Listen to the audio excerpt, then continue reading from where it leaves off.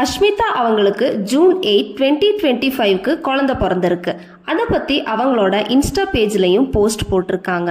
இவங்க பிரெக்னண்டா இருந்தப்பயே நிறைய பேர் இவங்க ஃபாரின் போயிட்டு என்ன பேபின்னு பார்த்துட்டு வந்துட்டாங்க அப்படின்னு பேசிட்டு இருந்தாங்க.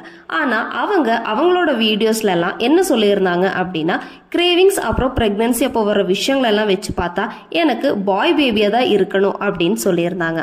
1 month முன்னாடி அவங்க லைஃப்ல அவ்வளோ பிரச்சனை, அந்த பிரச்சனை எல்லாம் முடியல. பட் இப்போ அதை பத்தி யாரும் பேசாம இருக்காங்க.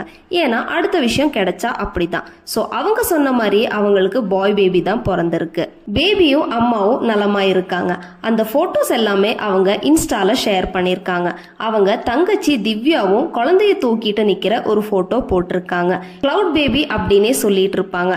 இப்போ கிளவுட் பேபியும் வந்தாச்சு. சோ இப்போ நிலா, சூர்யா, மேகன் 3 பேர் ஆயாச்சு. இந்த மாதிரி லேட்டஸ்டான ட்ரெண்டிங் அப்டேட்ஸ் தெரிஞ்சுக்க சில் பண்ணு சேனலை சப்ஸ்கிரைப் பண்ணிக்கோங்க.